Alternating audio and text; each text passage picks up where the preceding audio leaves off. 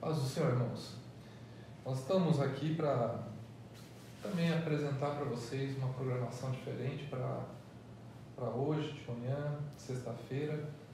E o assunto que nós queremos trazer para vocês é um assunto relacionado a finanças.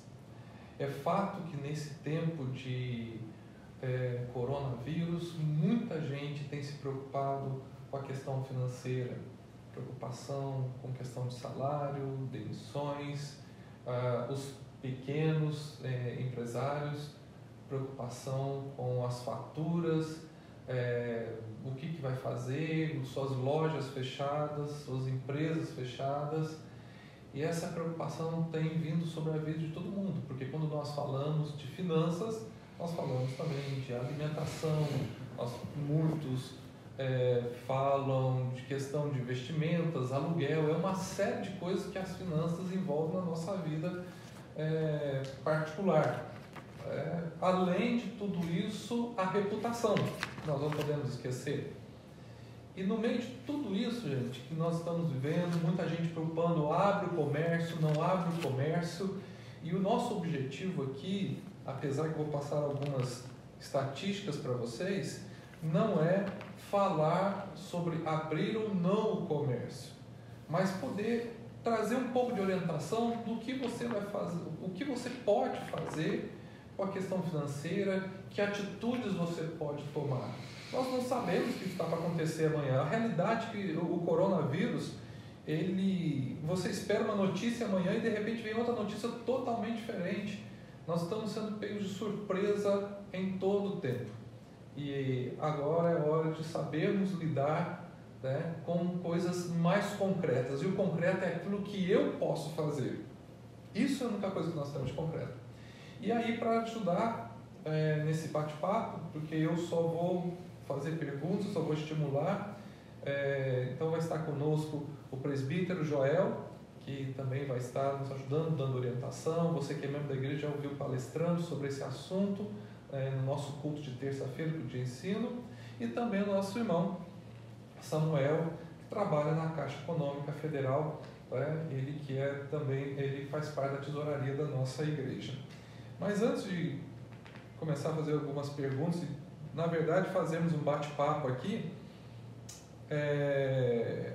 pesquisas mostram que 53% dos empresários querem reabrir lojas de forma gradativa. Uma enquete por amostragem realizada junto aos associados da CDL de Goiânia revela que a maioria dos entrevistados, 91,8%, deseja voltar às atividades após o término do decreto estadual. Inclusive, esse decreto termina amanhã, né? Amanhã? Não, depois da manhã, sábado. Tá? Enquete por amostragem realizada também junto aos associados da CDL mostra que a grande maioria, 91,8% desses empresários, deseja voltar às atividades assim que acabar a quarentena estipulada em decreto do governo de Goiás, como eu disse para vocês, no dia 4 de abril, no sábado. Do total que disse ser a favor do retorno das atividades, 53,1% prefere que a abertura aconteça de forma gradativa, escalonada. Outros 36,1% disseram ser melhor abrir todo o comércio de uma vez. E outros 10,8% querem manter as lojas fechadas. Tá? Só o dízimo que quer manter as lojas fechadas. Tá? Grande parte dos entrevistados ouvidos, 60,8%, ainda dentro da pesquisa, disse acumular prejuízos superiores a 50% em função da paralisação das atividades. E a maioria, 96,9%, acredita que os prejuízos serão ainda maiores caso as medidas de isolamento permaneçam. E apenas 33,5% das empresas afirmam possuir condições financeiras de manter suas atividades caso a quarentena se prolongue por 30 dias ou mais. E aí a pesquisa continua, vai falando de outras áreas e mais alguns dados da pesquisa que vale a pena entender. Por exemplo, gostaria de abrir o comércio depois de passado o prazo do decreto? 91,8% sim, 8,2% não. De que forma? Gradativamente, 53,1%. Todo comércio, 36,1%. Não abrir, 10,8%. Prejuízos até agora, mais de 25% para 23,7% dos entrevistados. Mais de 50% para 60,8% dos entrevistados. Manutenção das atividades por 15 dias, 52,6%. Por 30 dias ou mais, 33,5%.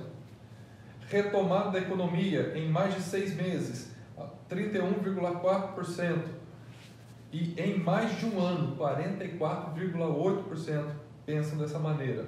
Tá? Possibilidade de contaminação pela Covid-19 em Goiás. Provável, 50,5%.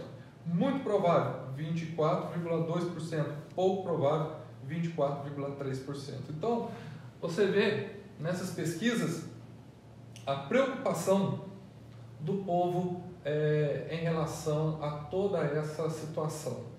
E aqui, eu acho que a gente pode começar a pensar e a discutir algumas coisas, né, do que nós podemos fazer de concreto. O que é fato? O que a gente tem em mãos? Né? Quando se pensa, por exemplo, em relação aos bancos, né, o que temos em mãos, Samuel? Nesse momento, pastor, nós temos as primeiras medidas que os bancos disponibilizaram que são pausas, né? Se você tem algum financiamento da sua casa ou algum CDC ou algum financiamento de penhor, qualquer que seja, ou a sua empresa tem um capital de giro, os bancos estão disponibilizando pausa, né? A partir de 90 dias. Então você pode procurar o banco através dos canais digitais, através do 0800, pelo telefone, o WhatsApp também, e solicitar pausa. E aí os bancos pausam. É importante nesse momento porque a gente não sabe quanto tempo isso pode durar ou se pode ter uma nova paralisação. Então é importante vocês se preocuparem com o financeiro e ter alguma reserva nesse momento para o caso de uma eventual necessidade. Então procure o banco de vocês, né, e fazem essa pausa nos contratos de vocês. Os bancos estão disponibilizando também capitais de giro para as empresas e também o governo vai disponibilizar algumas linhas de crédito que ainda não estão implementadas para as empresas financiarem o salário dos funcionários.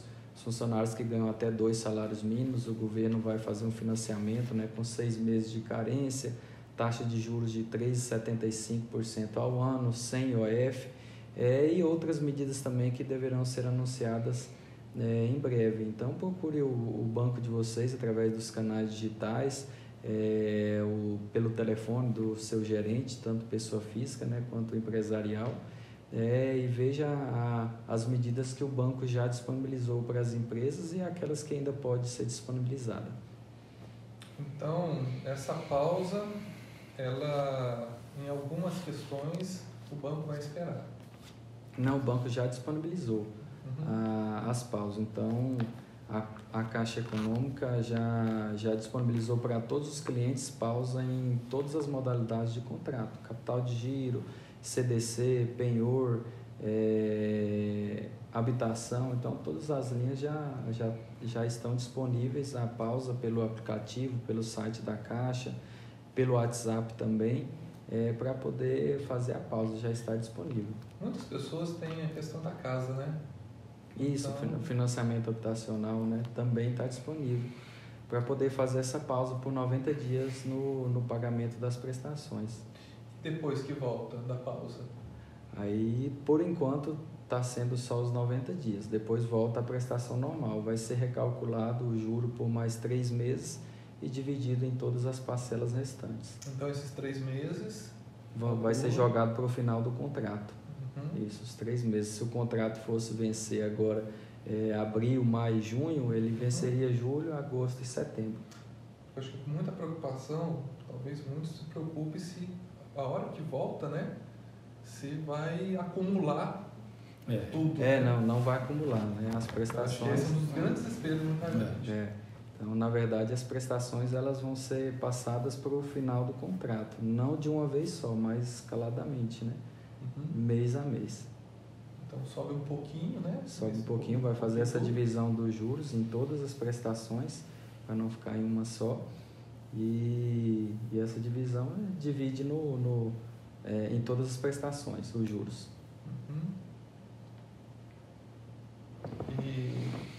E aí, Joel, o que a gente pode pensar um pouquinho sobre isso ainda? Primeiro, boa noite a todos, né? Pai do Senhor, boa noite. Boa noite. Meus Samuel, pastor, obrigado por ter me convidado aqui para esse bate-papo legal, né? É um assunto que eu gosto. Eu, quando estudava, e tinha uma matéria na faculdade de administração que chamava TGA, né? E que ninguém gostava dessa matéria. Teoria Geral da Administração. Sim. E a turma chiava, né? Porque é teoria. Teoria é teoria, né?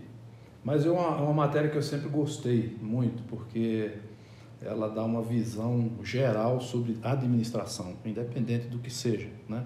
É claro que o curso é administração de empresas, mas você pode tomar essas lições para administrar o que for, a sua vida pessoal, uma organização não governamental, uma instituição filantrópica, uma igreja, né? Tudo precisa de ser administrado. Eu gosto muito desse assunto, né?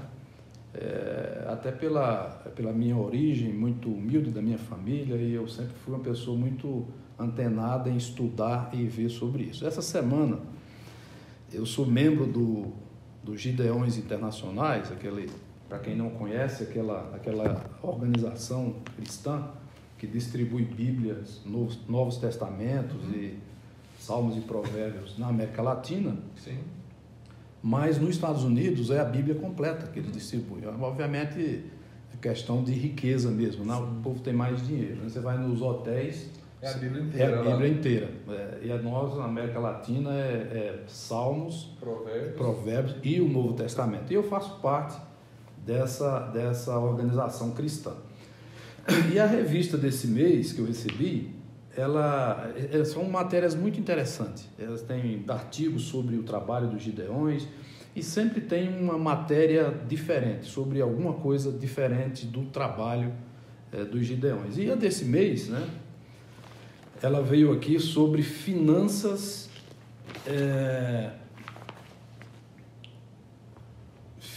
pessoais. Então, organize suas finanças pessoais, página 33.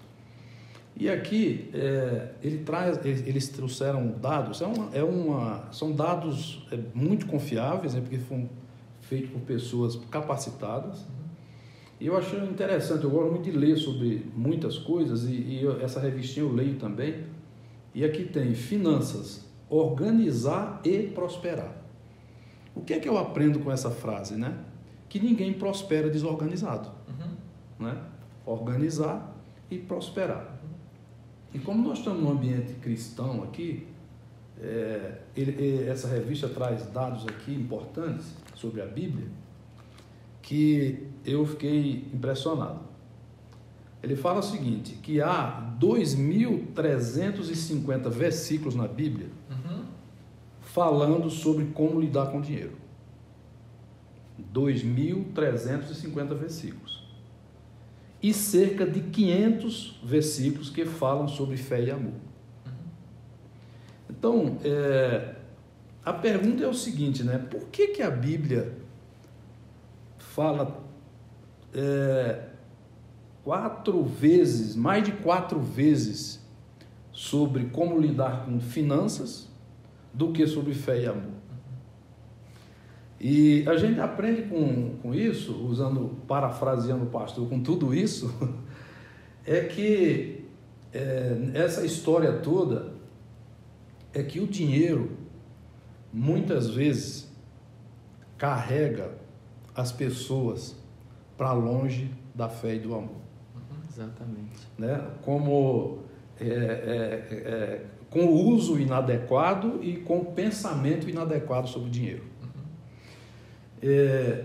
E a desordem financeira muitas vezes distancia também, porque muitas vezes a pessoa fala assim, não, quem tem muito dinheiro fica longe de Deus, né? Até pegam até um versículo aí na Bíblia que Jesus falou, sim, que é mais fácil um camelo passar, aquele versículo lá, né, do que um rico entrar no reino dos céus. Mas a desordem financeira tem levado muita gente para longe da fé e do amor. Verdade. Tem levado muita gente à destruição de lares, de famílias, por conta dessas questões. E agora nós estamos, o mundo, e especificamente estamos aqui no Brasil, nós estamos no olho do furacão. Eu estava falando, eu estou participando de vários debates aí, em videoconferências aí, que agora está todo mundo com tempo, e essa turma que palestrava aí, que cobrava muito dinheiro para dar palestra, eles estão fazendo um trabalho maravilhoso. Eles estão fazendo webinar, né?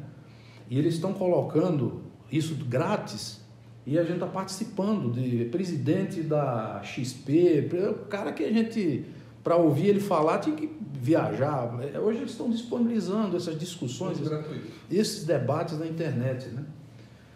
E essas discussões, no momento eu falei o seguinte, olha, no mundo tem 7 bilhões de pessoas, né? E eu acho que essas pessoas que estão no mundo hoje, independente da idade que tenha, nunca passou por isso.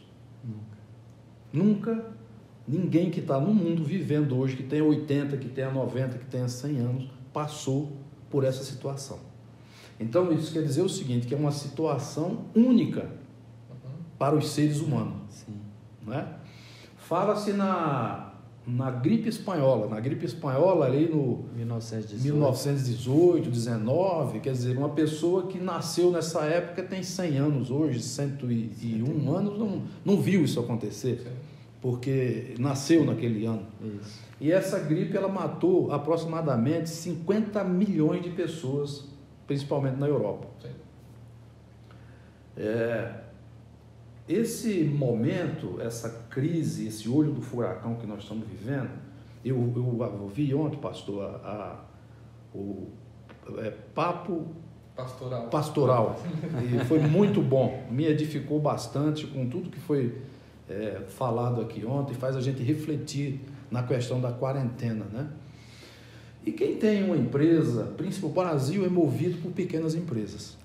Né? Nós sabemos disso. Existe uma estatística aí que eu não sei se é 60% ou 70% dos empregos gerados no Brasil são gerados por pequenas e médias empresas. Sim.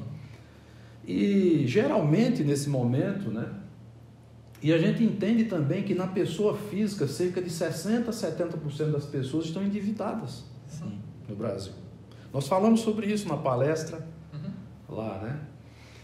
E nesse momento da quarentena é um momento de se aproveitar para fazer uma reflexão sobre esse assunto. Aquilo que nós falamos lá, aquelas palestras, aqueles bate-papos sobre finanças pessoais, né? Sim. Porque nós temos que agora, o Bill Gates, ele falou uma frase interessante, eu li um artigo dele essa semana passada. Ele falou o seguinte, está todo mundo querendo que volte ao normal. Mas ele falou que não devemos voltar ao normal, porque o normal para nós, como estávamos vivendo, é anormal. Sim. Isso é profundo. Ou seja, nós temos que fazer uma revisão da nossa vida, aproveitar esse momento e fazer uma revisão de todos os nossos comportamentos, de tudo aquilo que a gente vem fazendo na vida, que muitas vezes não é tão importante para a nossa vida, né? E a gente dá mais valor as coisas que efetivamente são importantes. Só para concluir esse primeiro raciocínio, pastor Samuel e vocês, existem muitas brincadeiras, o brasileiro é muito criativo, né? Tem muita brincadeira aí nos WhatsApp, nós recebemos aí, e tem muitas brincadeiras sobre a semana de isolamento, né? Sobre como é que a gente... Porque realmente é difícil, como eu falei antes, 7 bilhões de pessoas, a grande maioria não está acostumado a voltar. Eu saio de casa às 7 horas da manhã todos os dias e volto às 7 da noite. Eu saio dessa cidade às 7 da manhã e volto às 7 da noite para casa. Então, e eu estou nesse vespeiro aí de não conseguir a minha inquietude, e agora eu estou saindo 9 e chegando 15. Eu estou fazendo uma meia quarentena, mas o meu escritório em casa é o tempo todo, não para. Mas é um momento de reflexão, né? Eu fiz um curso há muitos anos atrás, quando eu morava em Maceió. O professor Luiz Marins, que é antropólogo e médico, ele falou o seguinte, que nós temos 24 horas por dia, né? Todo mundo tem 24 horas, todos nós. 8 horas a maioria das pessoas trabalham. 8 horas você dorme. E as outras 8 horas, o que é que você está fazendo da vida? Não é? Tem mais... São 3 terços, né? Sim. Então, esse momento de quarentena, vamos falar mais um pouco sobre outros assuntos, mas é um momento que eu pontuo, pastor, de reflexão sobre esses assuntos. Sim. Os assuntos financeiros, sobre o que você vai fazer daí para frente.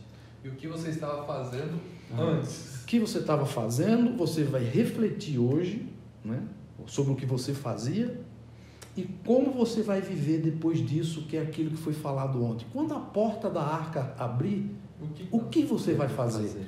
Você vai fazer um altar, né, ou você vai para a Avenida Goiás? Agora é interessante uma coisa, né? O fato é que a quarentena, isso vai passar, mas isso não significa, na sociedade hoje, que nós nos teremos em breve ou daqui a um tempo uma outra. Isso é um alerta para nós. Claro. Sim. Isso é um alerta. A qualquer momento nós vamos ter. Então, muita gente pode estar pensando, a hora que eu escapar dessa, nunca mais vai ter isso. Eu acho que isso é um alerta de que outra doença pode vir, porque o Covid-19 ele já faz parte de uma família. Sim. E essa família vai continuar. Ele é um irmãozinho diferente, mas é da mesma família. Exatamente. E essa família vai continuar. A gente não sabe a letalidade, a quantidade de transmissão, mas o fato é que isso virá no nosso meio. E o que a gente vai aprender daqui? Né? E eu lembro, e devolvo aqui para você, eu estava conversando hoje com uma pessoa e falando o seguinte, sabe o que está me lembrando esse momento que nós estamos vivendo? E quando se falava de finanças, eu estou lembrando de uma historinha que eu lia quando menino. Sabe? Naquela época a gente tinha um livrinho que a gente comprava e comprava um disquinho, aquele disco compacto que eu colocava e ouvia e vendo as figuras, que era a história dos 3 porquinhos. E eu acho que sinceramente ela cabe muito bem. E se vocês lembrarem da história, 2 deles queriam farrear. Tudo era e fácil. montaram tudo rápido, tudo fácil, sem base, sem nada, uma casa de palha, outra de madeira, e vamos para a farra. No final das contas é essa. Tá tudo bem. E o outro se preocupou em construir uma casa de alvenaria. Só que a hora que o negócio pegou, o outro estava lá tranquilo na casa de alvenaria, lendo seu livrinho, sentado numa cadeira de balanço, não sei se... Me lembro perfeitamente. E os outros 2 desesperados, fugindo do lobo. Aí, uma coisa que também que eu gostaria que nós pensássemos aqui, eu gosto muito da pirâmide de Maslow, a pirâmide das necessidades básicas do ser humano até chegar à autossatisfação. E a pirâmide de Maslow, hoje ela é muito necessária, de tudo que eu estou vendo. Né? Ela sempre foi necessária, mas talvez o povo não soube trabalhar muito bem ela. E as necessidades básicas é o que? A primeira, a base é a fisiológica. Todo ser humano precisa comer, precisa beber, precisa ter as suas necessidades básicas supridas, né? A segunda parte da pirâmide, ela fala de que todo ser humano precisa de uma cobertura, de um lugar para morar. né, de vestimentas, e aí vai vindo as próximas, né? E é interessante, porque eu costumo dizer para as pessoas o seguinte: você não vai atingir os seus sonhos se você não come. Você não tem força para trabalhar, se você não tem um lugar para dormir. Então, se você não trabalhar bem as necessidades básicas e você relaxar nas necessidades básicas, vai faltar lá na frente, que é uma coisa que é necessária para você. Tudo. Então, parece que nós, muitas vezes, invertemos a pirâmide, mudamos o conceito da pirâmide, e nós já queremos, muitas vezes, estar no topo dela. Né? E muitos dos nossos problemas, às vezes financeiros, e eu quero deixar claro que não são todas as pessoas, mas muitas vezes, porque nós vivemos numa sociedade que até hoje, até por causa disso daqui, das redes sociais, nossa sociedade é uma sociedade de autopromoção. Eu preciso me autopromover, tá? E de autoexposição. Eu preciso me promover e para isso eu preciso me expor. E essa sociedade, ela foi para um caminho que ela não sabe diferenciar mais o público, o privado e o particular. Que é o que nós vemos nas redes sociais. As pessoas pegam coisas que estão no campo do particular e elas colocam no público.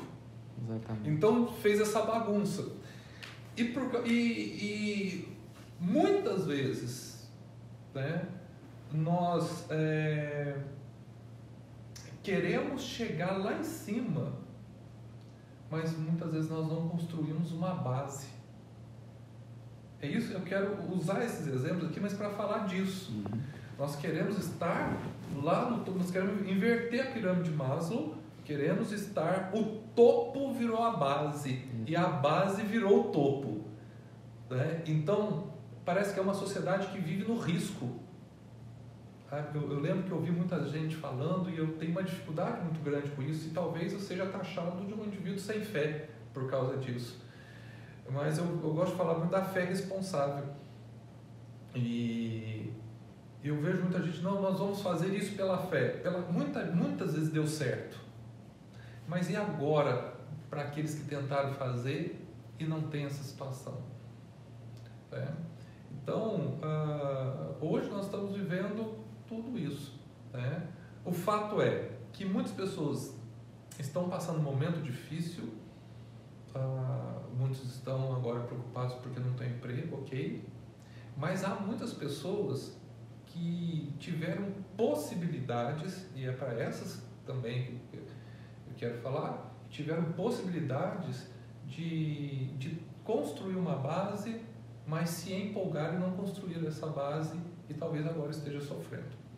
Mas não com a ideia do julgamento, porque agora eu acho que é um momento que todos estão passando por uma lição. Muita gente está assim, doeu, eu aprendi.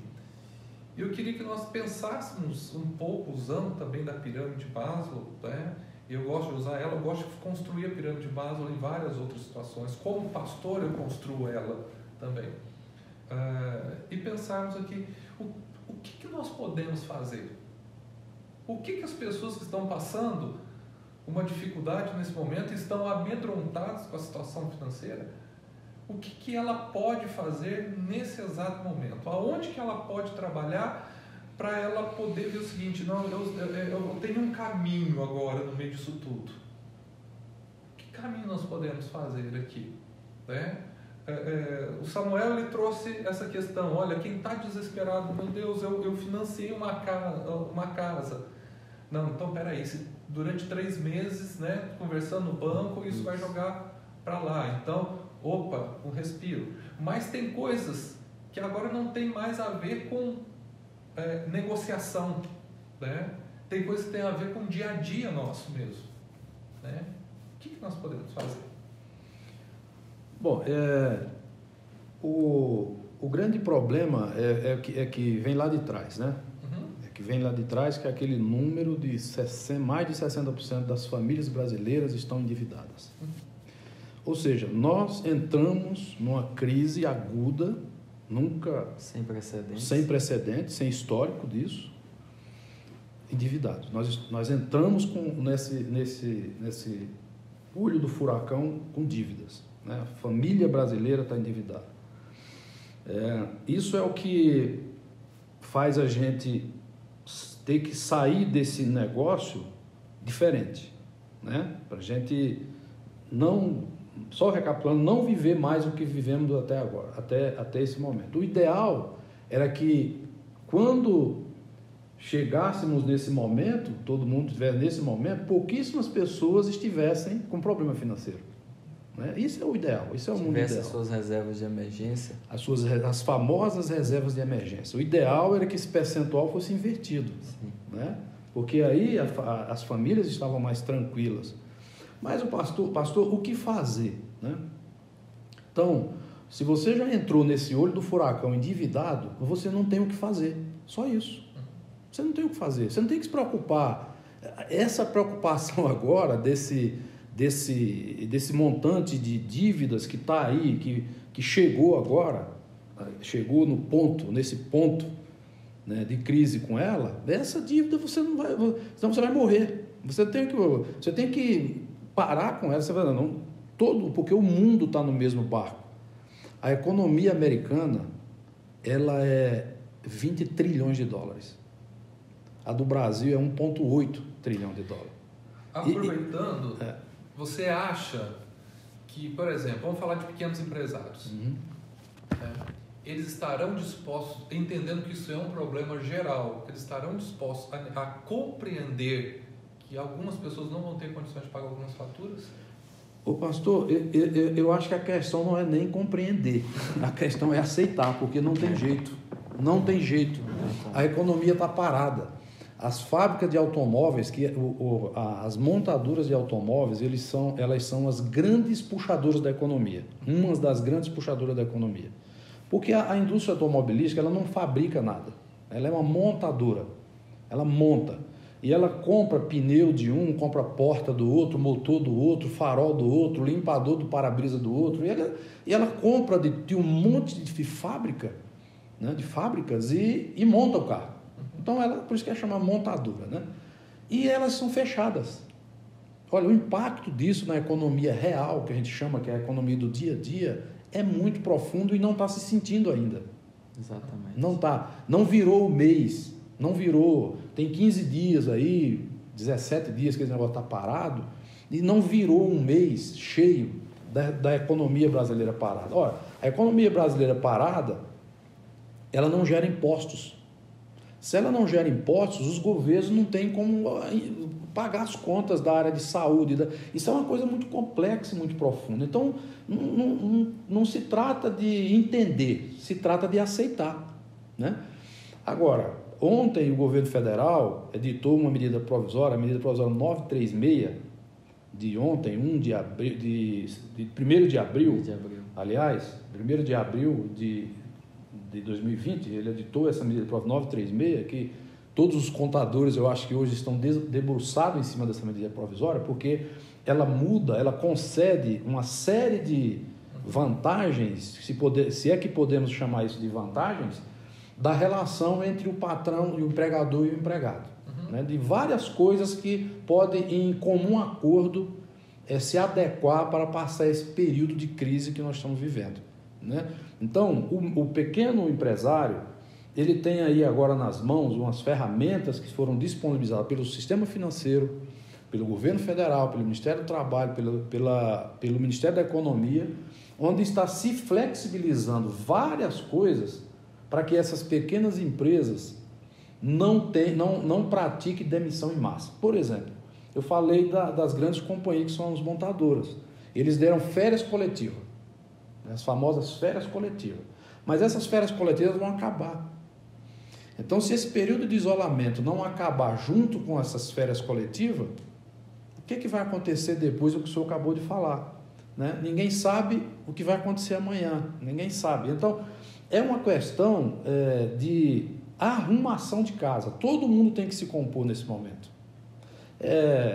Eu tenho um amigo em São Paulo, ele é pesquisador, professor da USP, e ele fez um apelo, ele grava alguns vídeos, e ele falou assim: você que tem condição e a pessoa que limpa a sua casa não está indo porque não pode, o seu piscineiro não está indo, não deixe de pagar pelo menos um pouco para ele, né? Porque esse povo, a pessoa que tem condição, né? Esse povo precisa movimentar, a economia não pode parar. Então, eu acho que isso é um momento de adequação de todo o sistema. Todos os lados. Todos os lados. Não é uma questão de escolha, é uma questão de necessidade e de aceitação, né? De contratos, de aluguel, de pessoas, postergar, tomar esse modelo de sistema financeiro, né, Samuel? Exatamente. Então, as pessoas têm que procurar esses meios, negociar, né, com os seus credores. O governo também soltou uma outra medida provisória, né, para os autônomos, que vão poder receber um auxílio, né, de R$600 durante 3 meses. Deve ficar disponível até o dia 16 para poder fazer esse saque, que vai ajudar um pouco, mas é como o Joel falou, a economia não está girando, então o governo ele não está recebendo dinheiro para poder arcar com isso. O governo vai ter que fazer um empréstimo para poder pagar essas despesas, e isso pode virar uma bola de neve se isso não voltar rápido. Então é uma coisa realmente inédita, né? Sem precedentes que está acontecendo na nossa economia, e que muitas coisas com relação a finanças ruins podem acontecer. Então é por isso que eu sempre penso, né? O que você está tirando dessa quarentena? Você está apenas na televisão, no celular, no computador, vendo as notícias ruins acontecerem? Ou você está tirando esse tempo para poder tirar uma lição disso, um aprendizado? Você está procurando ler um livro de finança, está procurando ler a Bíblia, orar, jejuar, procurando aprender alguma coisa. Existem muitos cursos gratuitos, a XP ofereceu vários cursos de finanças gratuitos na plataforma dela, e você pode ter isso de graça. Então você pode... Como é que você vai sair no final dessa crise toda, né? Você vai sair da mesma forma, ou você vai aproveitar todo esse tempo livre que você está tendo e vai aprender e vai falar: não, a partir de agora eu vou mudar a minha postura, eu vou começar a pagar as minhas dívidas, vou começar a fazer a minha reserva de emergência, porque quando acontecer isso novamente, eu serei como José lá no Egito, né? Sim. Eu terei mantimentos para manter eu, a minha família e as pessoas ao meu redor durante um tempo. A Bíblia ensina isso, né? Através da história de José. Então nós temos que tirar esse tempo livre para nós aprendermos, para nós estudarmos e sairmos diferenciados depois da crise, porque nós não sabemos o que vai acontecer daqui a um mês, daqui a uma semana, quanto tempo isso vai durar, se isso pode piorar um pouco mais ou se pode acabar rapidamente, eles descobrindo algum medicamento que pode tratar essa doença, porque vacina não deve acontecer em breve, eles devem levar aí de 12 a 18 meses para encontrarem. Hoje saiu uma reportagem fidedigna, né, que o governo de Israel informou que em maio, final de maio, começo de junho, eles já estão disponibilizando a vacina. Então foi uma notícia muito importante hoje. Legal. É uma notícia de hoje, que foi publicada aí, notícia fidedigna, não é fake news. A gente tem que ter muito cuidado com isso também, né? Sim. É que hoje tem muita informação que não procede. Mas esse que você falou, Samuel, é muito importante. A questão a USP disponibilizou, a Fundação Getúlio Vargas, a XP. Então, você que tem um negócio, né? Você que é funcionário, que está em quarentena, você que tem um pequeno negócio que está fechado, aproveitar esse tempo para ver o que você vai fazer daqui para frente, o que é que você vai melhorar no seu negócio. Porque eu sou muito curioso com isso, e outro dia eu estava dando uma palestra lá na empresa para os funcionários. E eu mostrei para eles, no dia da palestra, não sei se você estava... falando sobre isso, coisas importantes que a gente tem que fazer na vida, né? As pessoas hoje, a grande parte não assim, é uma constatação. Você vai no Universo Online, que eu gosto de ler as notícias ali, e vai lá embaixo, lá no final da página do Universo Online, tem as 5 notícias mais lidas no Universo Online, lá no final. E naquele dia que eu estava palestrando para eles, eu li as 5 notícias mais lidas no universo online. Todas notícias banais. 100%. Essa semana, agora, a notícia mais lida no universo online foi sobre a eliminação do BBB. Exatamente. 1 bilhão de ligação. 1,5 bilhão. 1 bilhão e meio de ligações. Quer dizer, assim, isso é uma amostra do que as pessoas fazem. Né? Uma amostra importante. Sim. Então, você que tem um pequeno negócio, você que tem, nesse momento que ele está fechado, né? O que você está fazendo para sair desse negócio com novas ideias, com pensamentos diferentes, de mudar o seu negócio, de fazer o seu negócio melhor, Sim. estudando nessas plataformas, indo atrás de informações importantes, né? Essa é uma questão importante também. E eu acho que uma coisa que é importante nós pensarmos, né? O Samuel usou essa palavra sem precedentes. O que vai ser prioridade? Porque eu acho que agora, no meio de tudo isso, né, porque é uma crise geral, é um problema geral, né, as pessoas vão ter que saber ceder um pouco daqui, esforçar um pouco daqui, tentar equalizar isso, mas o que é inegociável para nós e o que é prioridade que nós temos que focar? Por isso que eu uso até a pirâmide de Maslow. Ou seja, não pode faltar comida dentro de casa, eu preciso comer. É a necessidade básica de sobrevivência. Exatamente. Agora, talvez eu vou ter que me adequar até o que eu vou comer. E o que é necessidade nessa comida, que não pode faltar para mim, e o que agora é luxo para mim. Porque até a comida eu posso fazer dela um luxo em vez de uma necessidade. Eu posso me alimentar, né? Por exemplo, as pessoas que têm mania de jogar comida fora, é hora de rever seus conceitos nesse momento. Né? O abrigo, a casa. Né? Então, como que a gente vai lidar com todo esse processo? Né? Então, o Joel falou, né? Não tem o que fazer, porque não está recebendo daqui, você vai ter que trabalhar com a base. Pirâmide de Maslow. O importante é que o planejamento financeiro, né, essa é a boa notícia, né, que a gente, o planejamento financeiro é um milagre para todos. Isso é disponível para todo mundo. Todo mundo pode se planejar financeiramente. E a indicação básica, né, de planejamento financeiro, básica, é aquela básica que você faz assim, até uma criança que está começando aí, entrar no primário, eu não sei como é que chama isso hoje, ginásio, essas coisas, mas uma criança aí de 10 anos, 12 anos, ela já começa a entender que o básico do básico é você gastar menos do que você ganha. Esse é o basicão, né? E eu sempre uso aquela frase o seguinte, que você não deve se preocupar muito com o que você ganha. Você tem que se preocupar bastante com o que você gasta.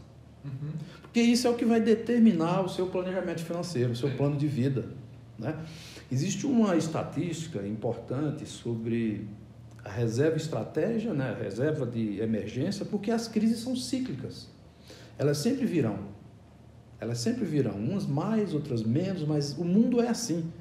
O importante é que o mundo é mais estável, ele está mais estável, mais tempo estável do que em crise, mas as crises elas vêm. Sim. Não tem jeito, seja por guerra, seja por vírus, seja por crise de petróleo, seja por qualquer motivo, né? As crises vêm. Então, nós temos que ter aquela reserva, estratégia ali, e é importante ter uma estatística que eu ia falar para vocês, e nós estamos aqui, sobre futuro, sobre aposentadoria, parar de trabalhar. No Brasil, 1% das pessoas que se aposentam têm condições de viver tranquilo com a aposentadoria. 1%. 24% para sobreviver precisam continuar trabalhando para se manter, porque a aposentadoria não dá, tem que continuar trabalhando. E 24%. E 75% eles não têm condição de se manter na aposentadoria, não tem condição de trabalhar, e esse número de 74% eles vivem com a ajuda de familiares e de terceiros. Ou seja, Nós somos uma nação que não nos planejamos para o futuro. Exatamente. E agora eu acho que é a hora de começar. É a hora de aprender isso aí. Se não vem pelo amor, talvez essa dorzinha que está passando aí, eu acho que é hora de pensar nisso, pensar profundamente nisso, né? E tá, para nós fecharmos aqui, eu queria só que nós pensássemos um pouquinho. Eu acho que alguns pastores vão estar assistindo nosso vídeo. E é fato que muitos deles estão preocupados. Porque talvez suas igrejas não se prepararam com uma reserva, abriram igrejas, né? Talvez muitas das vezes a igreja não tem nem condição de pagar o salário dele, alguma coisa desse tipo, e agora virou um negócio, né? Muitos talvez estão... Tem pastores que falaram comigo que pegaram igrejas endividadas. E agora? Né? O que a gente pode falar para eles nesse momento? Pessoas que chegaram que não têm culpa de nada, herdaram coisas, dívidas, e o que a gente pode... O que pode ser esse caminho para eles? Muitos dívidas do banco. Agora, com aquilo que o Samuel falou, imagino que eles podem fazer uma renegociação. Uma pausa, né? E pior que é uma situação complicada, porque, como o Joel disse, não tem muito o que fazer. Realmente não tem o que fazer, porque as pessoas podem agora ficar desempregadas, não vão ter a contribuição, devolução do dízimo. Então, o que a gente tem que fazer é pensar o que nós vamos fazer daqui para frente. É importante que todas as igrejas, assim como também as pessoas físicas e até as próprias empresas, né, tenham a sua reserva de emergência, o seu capital de giro, fundo de reserva na igreja, para que quando acontecer novamente, porque vai acontecer novamente, você não cair na mesma armadilha. Nesse momento, o que as pessoas têm que fazer é orar e clamar ao Senhor, né, por uma resposta e por uma solução, porque não tem realmente uma resposta, uma receita de bolo pronta. É o que você vai fazer após isso é que vai determinar se na próxima crise você vai estar na mesma situação novamente, mesmo sabendo que poderia acontecer. Tem que pagar as dívidas assim que voltar tudo ao normal e não incorrer novamente no mesmo erro. Mas não tem o que fazer nesse momento, é somente clamar ao Senhor mesmo. Não tem uma resposta, uma receita de bolo pronta, porque nós não sabemos quando é que isso vai durar, quando a economia vai retomar ao normal, a sua normalidade, né, Joel?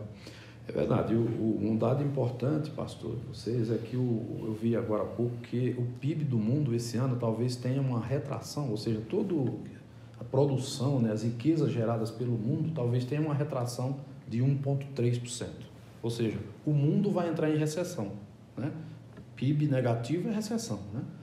Existe uma previsão do PIB crescer no mundo aí perto de 2,5%, 3% no mundo, o PIB do mundo, né? As nações, a produção de riqueza no mundo. Então, os nossos irmãos, nossos pastores, os presidentes de igrejas, as pessoas que lidam com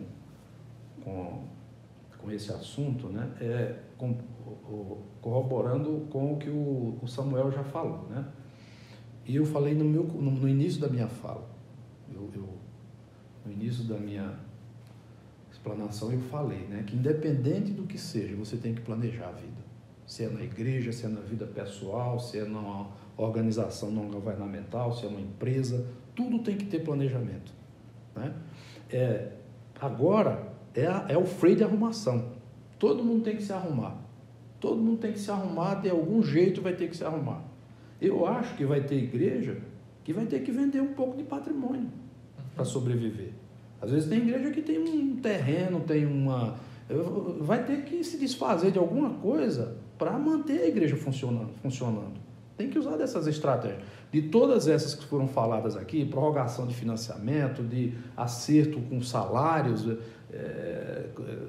das pessoas, de pastores e tudo, e às vezes vai ter que abrir mão de alguma coisa, né?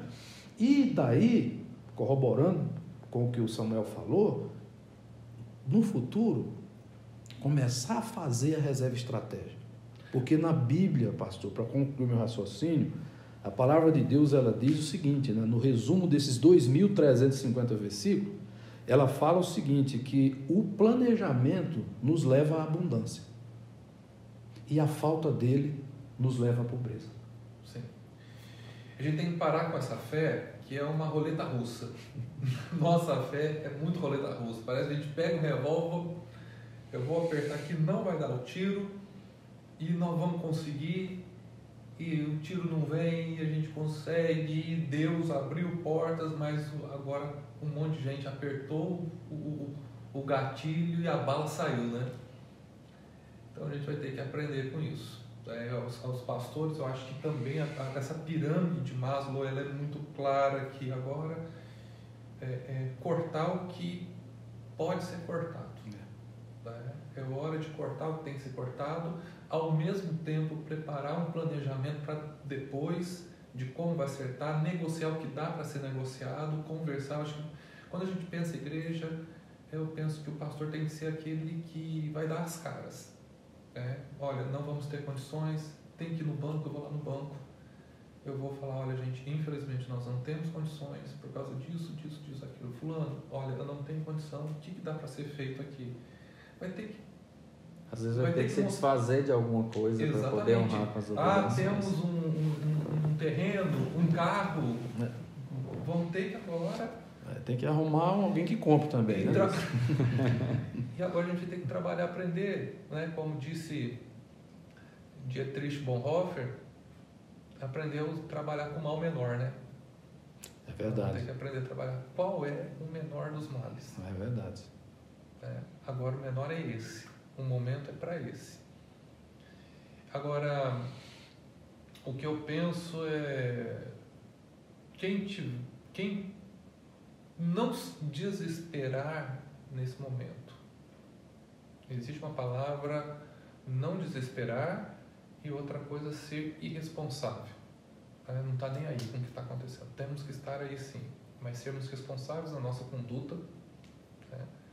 Temos pessoas que nós estamos devendo, vamos lá atrás e tudo, conversar com eles, tal. Mas tirarmos lições. Eu aprendi uma coisa na minha vida, e eu não estou dizendo que as pessoas têm que ser assim como eu, mas isso uma experiência particular minha que me serviu muito.